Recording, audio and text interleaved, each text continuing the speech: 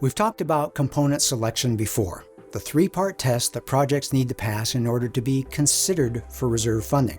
You can see that material presented in our Reserve Studies 101 webinar, either on YouTube or on our website.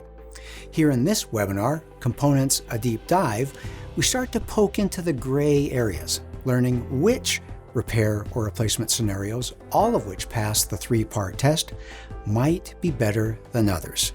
To do this, we're going to borrow a calculation from our webinar on the Reserve Studies financial analysis to help you actually measure if the money and effort you might consider spending to maintain a component actually does save your association money in the long run, or not. And we'll also show you how to know when it's the right time to replace an older component that's starting to get expensive to maintain. So follow along. I'm sure there are things you'll learn here that will help you in your goal to lead your association wisely and cost-effectively into the future.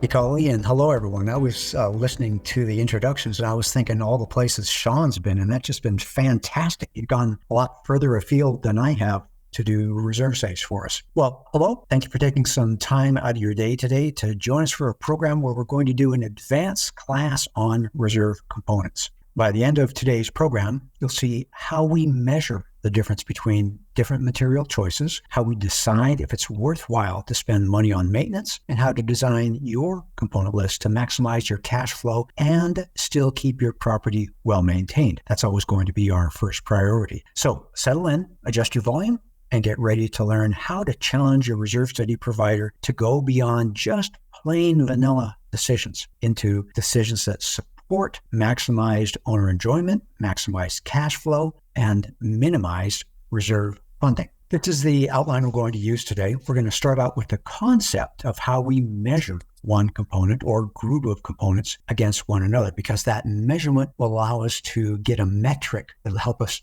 make better decisions. And it all starts out with component selection. Let's see, there was 38% of you who attended our Reserve Studies 101 program. And so you're right up to speed on this. For everyone else, a quick reminder, every component needs to pass the national standard three-part test. You see it on the screen here. And that three-part test to be funded through reserves, the project needs to be the association's obligation to perform. It needs to be regionally anticipated in both timing and cost. And that cost needs to be significant to the association, big enough that it would disrupt the operating budget if you tried to absorb it there. So if you haven't seen that Reserve Studies 101 webinar, you can catch up and watch it from our website or on YouTube at your convenience. Now, this is a sample roofing component from a reserve study. We've isolated it all by yourself because we want to talk about it specifically. And as you can see, it's a roofing project, 120,000 square feet, 25-year useful life with a 0 years remaining useful life, RUL. It's currently old and needing to be replaced. And this is a client that we've been watching over years. We've seen the roof gradually get older and older and older. And now it's time to say it's replacement time. We don't casually recommend a client spend $600,000. This is what we see right here. It may look very simple, like a reserve line item, but Sean, what else does this component tell you about what's going on at the association? Well, thank you, Robert, and it's great to be here on the program with you today and our guests throughout the nation. Thank you for joining us. It's a really good question. Usually our eyes will fixate right on the dollar amount, but when I look at a major project, I also think about and this is very important, the ongoing cost of deterioration. And what I mean by that is, say, in this example, the $600,000 roof project, it needs to happen every 25 years. Useful life is extremely important because that will determine what the deterioration rate is and the cost of that ongoing deterioration. So in this example, a $600,000 roof with a 25-year life has an annual deterioration cost of $24,000 per year. Some projects are more costly, some are less. Now, there's some real opportunities here when we're considering useful lives and major projects. If we invest in the proper maintenance, which can be as simple as annual cleanings and inspections, along with additional proactive maintenance, we can extend the useful life of the roof from 25 years to 30 years. And now the cost per year is reduced to $20,000 per year. So a $4,000 difference per year. Over a 30-year span, that's a savings of $120,000. Now, the opportunity of extending the life goes both ways. You can also run into the situation where no maintenance, even the minimal maintenance, is ignored. The roof isn't cleared of debris from the gutters and downspouts. And instead of reaching a normal useful life or maximizing the useful life is actually reduced.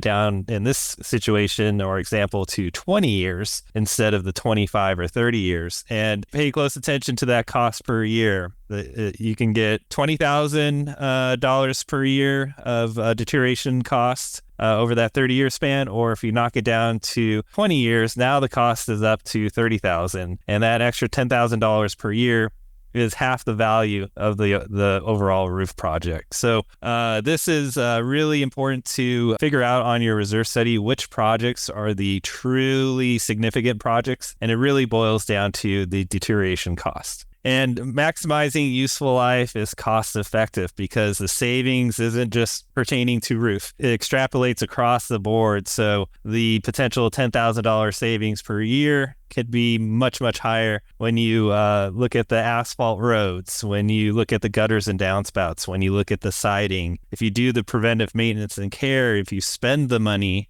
you'll actually save a lot more money in most situations. And what is it that we are concerned about? I wish that, the buildings, infrastructure, the exteriors could be in a nice static situation, in a vacuum, so to speak. But the bad guys are Mother Nature and Father Time. And, if you decide to defer maintenance and or defer reserve transfers to properly fund these projects, just remember that Mother Nature and Father Time never take a break. The best way to fight back is to start the proper funding plan and as well the good maintenance plans on top of that. That's the best option you have on the table to put up a good fight. And most importantly, make the community's operations and the funding of these projects as affordable as possible. And so good maintenance is part of a good cycle of care. And this is an ongoing cycle of care, month to month, year to year. For every project on your reserve study component list, many of them will involve preventive maintenance, along with reserve planning. And for some very important infrastructure type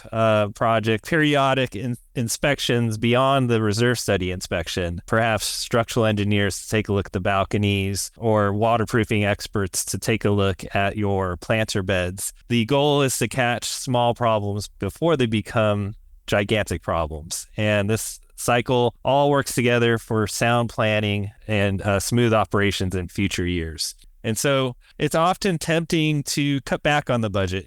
We are going to be very frugal with our spending. We are going to reduce spending, but it's very important to really think about what exactly you're cutting back on, because a lot of situations, money spent wisely will save you money. It's just that simple. Don, I want to continue on that idea. We want to encourage our audience to think that preventive maintenance is a good expenditure of funds, but when does it come time to finally pull the trigger and replace versus continuing to repair? Now, let me walk you through just a moment of that concept, and it goes with the idea of the economic value of the component. What I'm showing here is a $200,000 project on a 20-year life. We show a straight line deterioration, and in this case, the idea is, we've got a proposal. Well, let's call it a roof right here.